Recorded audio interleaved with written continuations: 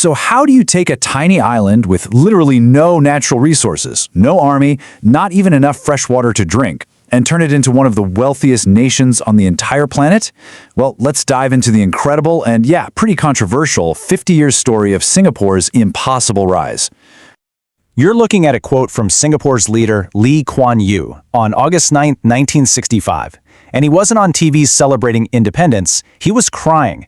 Singapore had just been kicked out of Malaysia, and pretty much everyone, including him, believed his brand new country was absolutely doomed from the start. And, it's hard to overstate just how hopeless the situation really looked back then. To even call what Singapore faced in '65 a crisis is kind of an understatement. For them, it was a question of basic, day-to-day survival. I mean, just look at this list. The sheer scale of the challenge was staggering. No resources, no water, a ton of unemployment, deep racial tensions ready to boil over. On top of that, they were surrounded by neighbors who were suspicious at best, and they had no army to defend themselves. Success? Forget success. Survival seems completely off the table. But Singapore had one asset, and that was Lee Kuan Yew. He was a pragmatic, totally iron-willed leader who just refused to accept failure. And faced with this impossible situation, he came up with a radical, almost counterintuitive plan for the nation's survival. And this is where Singapore zigged while pretty much everyone else zagged. Back in the 60s, the playbook for a new country was to be self-sufficient, right? You put up trade barriers, you tell foreign companies to buzz off. Lee Kuan Yew did the exact opposite. His big idea was, if Singapore has nothing to offer from the ground, then it would offer itself as the most efficient, stable, and business-friendly place on Earth. But the strategy wasn't just about the economy. No way. It was a plan to tackle every single crisis at the same time. Because as Lee saw it, you couldn't fix the jobs problem without fixing the housing problem, and you couldn't fix that without fixing the water problem. It was all connected. So let's start with the most basic thing you need to survive: water.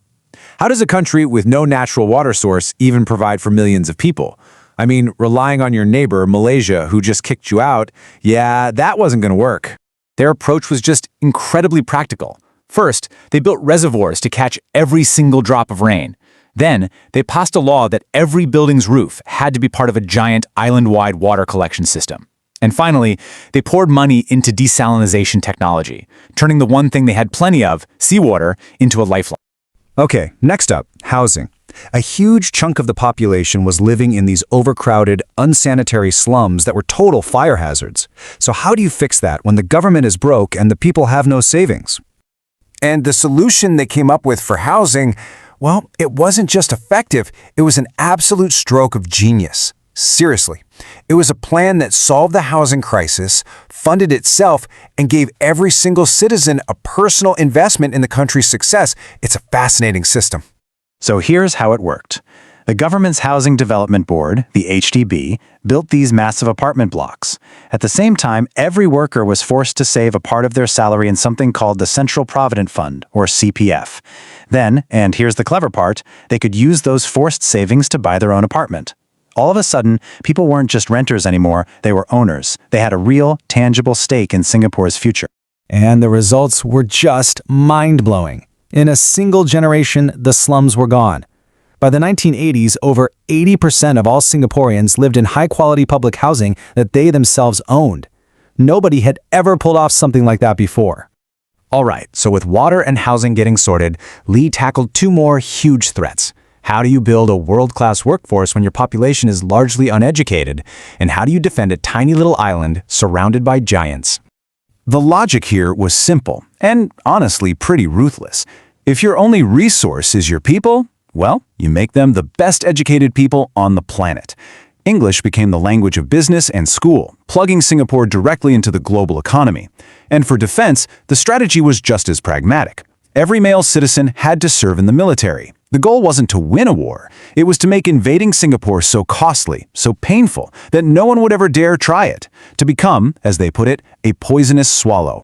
But, and this is a really big but, all of this incredible progress came at a cost. To get this level of stability and economic growth, Lee Kuan Yew and his government made a very deliberate trade-off. They chose order over individual freedom. This whole philosophy was often explained under the label of Asian values. The basic idea is that the collective good, things like social harmony, stability, and economic progress for everybody, is more important than an individual's right to total freedom. It was a direct challenge to the Western model of democracy. And you could see that contrast in very real ways. In practice, it meant the media was tightly controlled. There were strict laws for everything from littering to chewing gum. And the political system was dominated by a single party, which really limited any serious opposition.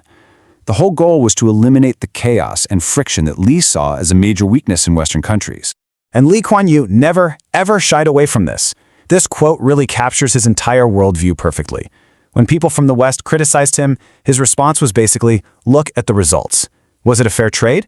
Well, that's a debate that's still going on. But for Lee, the choice was obvious. And speaking of results, well, you just can't argue with the numbers.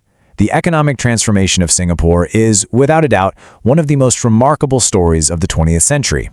Just look at how fast this all happened. In 1965, it's considered a third world nation. By the 70s, it's an Asian tiger with a booming economy. By the 1990s, the average person in Singapore was wealthier than their former colonizer, the average person in Britain. And by the 2010s, they'd even surpassed the United States. From third world to first, all within a single human lifetime. It's unreal. And today, the results are just stark. You've got clean streets, incredibly low crime, a world-class airport, and a GDP per capita that is one of the highest on the entire planet. It is an undeniable economic miracle. And this quote right here, it really gets to the very heart of the mindset that drove this whole transformation. For that founding generation, failure just wasn't an option. It was a matter of life and death, and that incredible sense of urgency is what forged a nation. But that brings us to the crucial question for today and for the future. Singapore's model was built in a crisis by a very unique generation. In today's world of social media, globalization, and totally new pressures, can this delicate balance between authoritarian control and economic freedom actually hold? That is the challenge facing Singapore right now.